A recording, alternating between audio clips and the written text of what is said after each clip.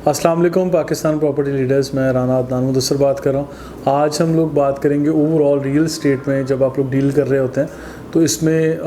कौन से ऐसे फैक्टर्स हैं जिनको आप अवॉइड करें तो आप बेवकूफ़ नहीं बनेंगे। लाइक आप बड़े ज़बरदस्त तरीके से डील कर सकते हैं, बड़ी कामयाबी के साथ आप लोग रियल एस्टेट में अपना डिसीजन कर सकते हैं या अपनी सेल्स या परचेज़ जो भी आप करने जाएँ तो आप उन चीज़ों को फाइनल कर सकते हैं। अभी हम बात करेंगे सबसे पहले कि जब भी आप लोग रियल एस्टेट में डीलिंग करने जा रहे हैं आप अच्छे लोगों का इंतखाब करें। और मैंने ऑलरेडी अपना मल्टीपल वीडियोस में ये मैसेज दिया हुआ कि you must have 5 real estate friends at least, कि कम से कम 5 लोगों से आपका रब्ता होना चाहिए और उन 5 लोगों में से फिर आपने किसी एक से ऑब्वियसली डील क्लोज़ करनी होती है, फाइनल करनी है,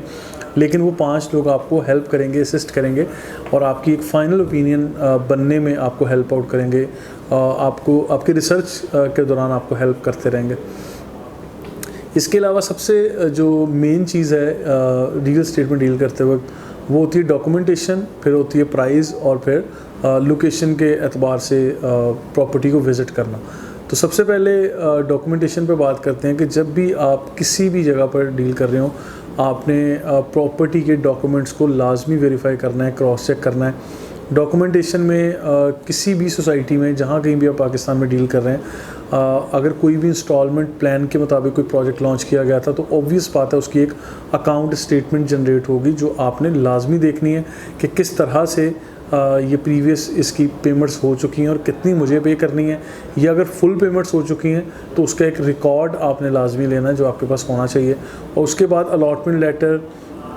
पोजेशन लेटर या प्रोविजनल सर्टिफिकेट्स, इस तरह के डॉक्यूमेंट्स होते हैं जो सोसाइटी की तरफ से आपको दिए जाते हैं, जो उसकी रजिस्ट्रेशन आप समझ लें रजिस्ट्रेशन सर्टिफिकेट होते हैं आपके उस प्रॉपर्टी के। जिस तरह आम हम डील करते हैं तो हमें पता चलता है कि हम रजिस्ट्री का एक प्रोसेस होता है जो तहसीलदार के ऑफिस से आपको करवानी पड़ती है और फिर बाद में उसके एफिडेविट्स के ऊपर वो सब लिखा हुआ होता है कि इसके मशरिक़ मगरिब शुमाल जनूब में इसके गिरदोनवा में क्या चीज़ है और इस प्रॉपर्टी की वर्थ क्या है और ये प्रॉपर्टी इनफैक्ट क्या चीज़ है जो हम लोग परचेज़ करने जा रहे हैं। तो इन सारी चीज़ों के डॉक्यूमेंटेशन को आपने देखना है, क्रॉस चेक करना है। इसके अलावा दूसरी बात जो मैंने कही वो थी उसकी प्राइस, यानी रेट्स हमेशा लोकेशन के एतबार से डिसाइड किए जाते हैं और रेट्स आपने देखने हैं कि जियोग्राफिकली आपने देख लेना है जिस एरिया, जिस शहर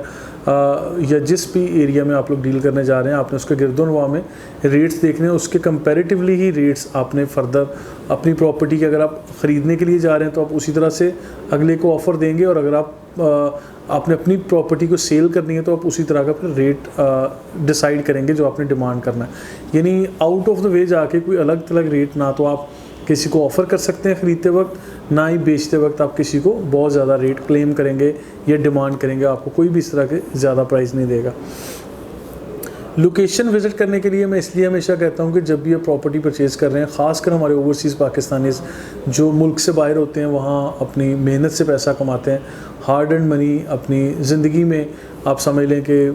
कुछ लोग, बहुत सारे मुझ जैसे लोग ऐसे हैं जो ज़िंदगी में शायद कभी एक आध दफ़ा प्रॉपर्टी परचेज़ करते हैं। हमारे पाकिस्तान में जो एक एवरेज चल रही है, ये जो ट्रेंड है, बहुत सारे ऐसे लोग भी होंगे जिनके पास करोड़ों अरबों रुपए की मालियत की प्रॉपर्टीज़ हैं या उनकी कैपेसिटी है या उनकी समझ लें कि वर्थ इतनी है, लेकिन बहुत सारे लोग ऐसे भी हैं जो लाइफ टाइम कोई एक आध प्रॉपर्टी परचेज़ करते हैं और अपनी ज़िंदगी की जमा पूंजी अपनी इस तरह की चीज़ों पे आके इन्वेस्ट करते हैं, या उनको एक घर, एक मकान, एक फ़्लैट, एक दुकान, मतलब इस तरह की चीज़ें, अपनी एक छत चाहिए होती है अपने कारोबार के लिए, अपनी रिहाइश के लिए, या अपने एक ऐसा एसेट चाहिए होता है जहाँ से वो अपनी ये सारी चीज़ों को मैनेज कर सकें।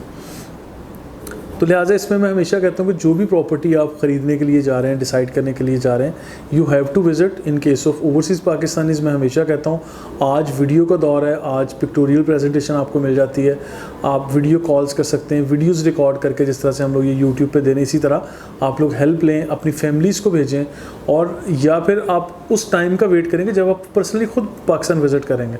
तो आपको वो तो फिर एक आइडियल सिचुएशन होगी कि आपने ख़ुद विज़िट किया, अपनी आंखों से देखा, वो जितने भी किलोमीटर्स दूर है आपकी रिहाइश से या जितना भी लेट हो, आप उन चीज़ों का मतलब इंतज़ार करें। जो ये चीज़ कहते हैं हमारे जैसे ही दोस्त आपको कहते हैं कि अच्छा जी आपने 6 माह के बाद पाकिस्तान आना है और 6 माह तक तो इसकी जो प्राइस है वो आसमानों को छुएंगी और बहुत ज़्यादा कीमती हो जाएंगी। तो इन चीज़ों पे आप कान ना धरें, क्योंकि अपॉर्चुनिटीज़ आर ऑलवेज़ देयर। अगर आपका बजट है, आपने चीज़ें सेट की हैं, टारगेट की हैं, आपने डिसाइड किया है, तो इंशाल्लाह आपके बजट में बहुत सारी चीज़ें आपको मिल ही जाती हैं। तो लिहाजा इसके लिए मैं दुआगो भी रहता हूँ कि आप अच्छी से अच्छी प्रॉपर्टी डिसाइड करें, अच्छी से अच्छी रिहाइश आपको मिले। इसी तरह मैंने आपको डिफ़ाइन कर दिया कि लोकेशन विज़िट करना कितना ज़रूरी है और वो क्यों ज़रूरी है, ये भी बता दिया। फर्दर हम लोग हिडन चार्जेस के बारे में बात करते हैं। किसी भी प्रॉपर्टी के ऊपर ट्रांसफ़र फ़ी, टैक्स, एक्स्ट्रा लैंड चार्जेस, कोई category charges, park face, main boulevard या इस तरह की कोई चीज़ें होंगी, तो नॉर्मली सोसाइटीज़ में ये किया जाता है कि 10% एक्स्ट्रा पैसे आपसे लिए जाते हैं। तो इसमें मतलब आपने ये देख लेना कि आपको इस प्रॉपर्टी को अपने नाम रजिस्टर करने तक और इसमें रिहाइश करने तक कितने किस्म के चार्जेस देने। वो सोसाइटी को चार्जेस ले रही है, को फ़ी ले रही है, आपने गवर्नमेंट ऑफ पाकिस्तान को पे करना है, गवर्नमेंट ऑफ सिंध है, पंजाब है, जो भी मतलब लोकल गवर्नमेंट है उसको आपने कोई टैक्स पे करना है। कुछ इस तरह की चीज़ें जो आपके ऊपर लागू हो रही हैं वो आपने देखना है, जानना है, अपने कंसल्टेंट से ये चीज़ें पूछनी है। तो इन सारी चीज़ों को रिटन फॉर्म में लें। इससे आगे चलते हुए अगर आप इन्वेस्टमेंट के लिए जा रहे हैं या आपने इन चीज़ों को देखना है, डिस्कस करना है, तो फिर आप लोग इन्वेस्टमेंट के लिए बात करते हुए हमेशा इन चीज़ों को पूछा करें कि इसकी अभी वर्थ क्या है और आने वाले टाइम में इसकी वर्थ क्या होगी। लेकिन इसमें मेरी एक सजेशन है कि आप लोग इस तरह से बेवकूफ़ ना बने कि अगर कोई आपको कहे कि इसका ROI, रिटर्न ऑन इन्वेस्टमेंट जो है वो आपको मतलब करोड़ों रुपए मिल जाएगा और विद इन फ्यू वीक्स मिल जाएगा।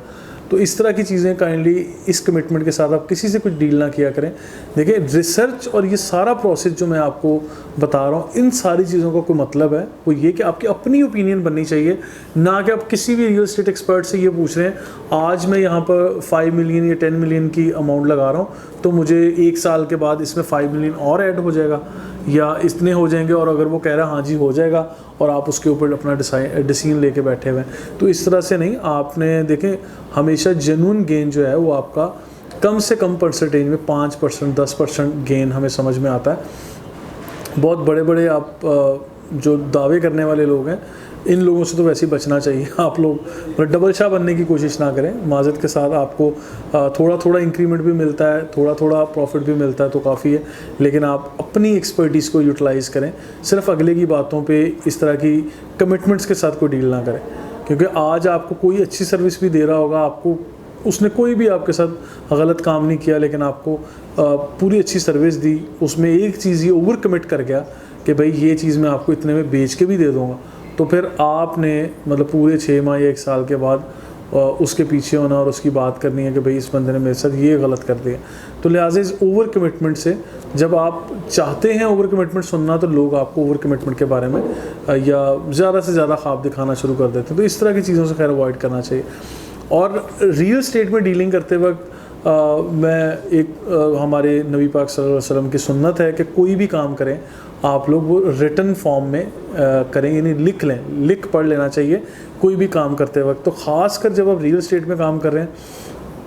आपको उसको रिटन फॉर्म में लेना है, आपके पास प्रूफ्स होने चाहिए। आप देखें भूल जाता है इंसान बहुत सारी चीज़ें, कॉन्ट्रैक्ट होना चाहिए आपके पास मतलब वैसे वाइट पेपर पे लिख लें, कॉन्ट्रैक्ट लिखें, सेल डीड होनी चाहिए। आप जो भी चार्जेस बैंक में पे कर रहे हैं उन चीज़ों का रिकॉर्ड रखें, प्रूफ रखें। बैंक रिसीट्स आपके पास होनी चाहिए, जो आप टैक्स पे कर रहे हैं, आप ट्रांसफ़र फ़ी दे रहे हैं, आपने कोई सोसाइटी की कोई फ़ी दी है, आपने कोई मेंटेनेंस चार्जेस, कोई इंस्टॉलमेंट्स के पैसे कोई मद में थे, कोई पोजेसन चार्जेस, कुछ भी चीज़ें जो आपने बिलिंग के लिए लाइक कोई चीज़ें पे की हैं उनको भी आपको देखना चाहिए और उनको रिकॉर्ड के लिए रखना चाहिए। और फिर ख़ासकर जब आप डील कर रहे हैं तो आपको पेमेंट टर्म्स डिसाइड करनी चाहिए कि अपने पेमेंट्स किस तरह से करनी है, यानी चेक्स देने हैं, पे ऑर्डर्स देने हैं या बैंकर्स चेक देने हैं, किस तरह से आपने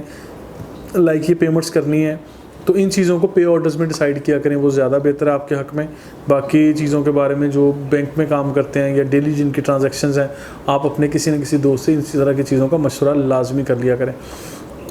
लिहाजा सबसे अहम चीज़ इस सारे प्रोसेस के दौरान, यानी रियल एस्टेट में डील करते वक्त सबसे अहम चीज़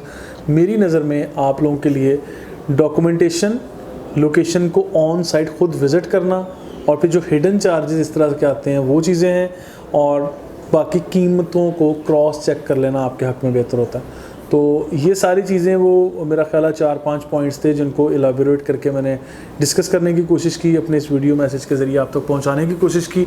इसी तरह की मज़ीद वीडियोस देखने के लिए आप लोग हमारा यूट्यूब चैनल ज़रूर सब्सक्राइब कीजिएगा। हम लोग सोशल मीडिया पे आप तक इस तरह के मैसेजेस इंशाल्लाह पहुंचाते रहेंगे। ख़ासकर मैं और मेरी टीम, हम लोग Pakistan property leaders barrier town Karachi में डील करते हैं। बैरियर टाउन कराची की हद तक अगर हमारे टीम से किसी भी किस्म की सर्विसेज दरकार हों तो आप लोग ज़रूर हमसे रब्ता कर लीजिएगा। स्क्रीन पर नंबर दिए गए हैं, हमारी वेबसाइट मौजूद है, फेसबुक पेजेस, सोशल मीडिया पे हम लोग इन चीज़ों को मार्केट भी करते हैं और अपने पैगामात जनरल पब्लिक तक पहुंचाते रहते हैं। Thank you so much.